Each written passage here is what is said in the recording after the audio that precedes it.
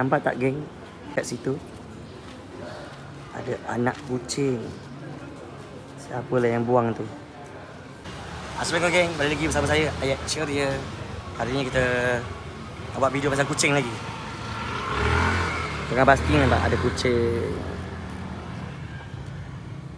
Kucing ni kat Medan Selera ni, Anjung Selera, Bandar Tua Razak ni memang banyak orang lepaskan kucing.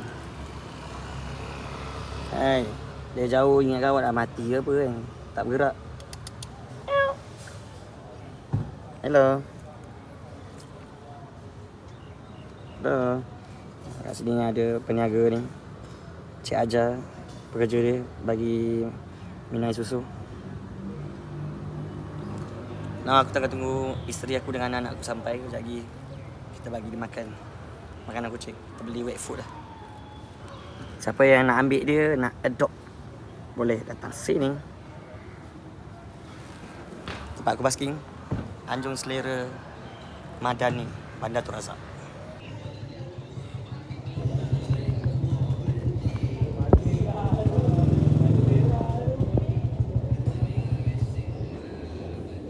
Sian dia.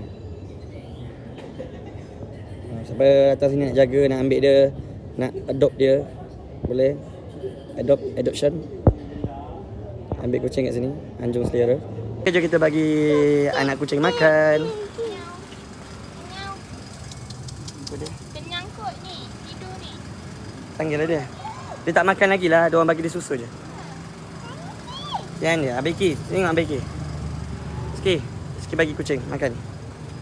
Nana, janganlah duduk macam tu, Nana. Budak kecil ni. Alah saya. Ni perutnya kompong. Yeah. Suka. Cuba bagi sikit dulu. Mak bagi sikit dulu. Mak dia suka mak. Dia sedar ni tak makan banyak lagi ni. Ni separuh pun cukup, Bi. Bagi makan sikit lah.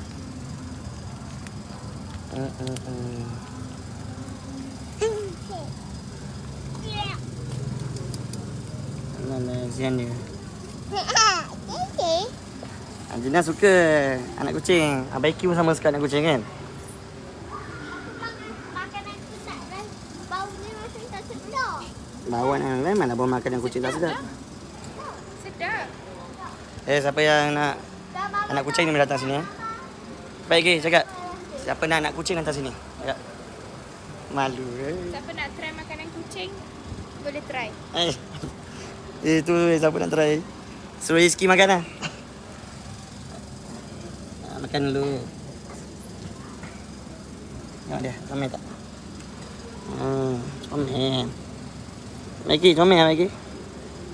Comel. Dah bawa. Ada, jom lah. Papa nak bawa balik rumah boleh? Mana boleh bawa balik rumah. Macam biasalah, macam video lepas.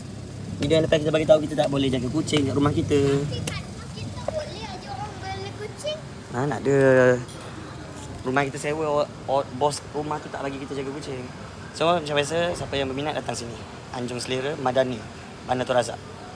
Oh, dia orang nak test kita. Test kita apa? Kita nak jaga kucing. Dah bye-bye. Bye. Ataupun tak jaga kucing. Good. Bye. Dia.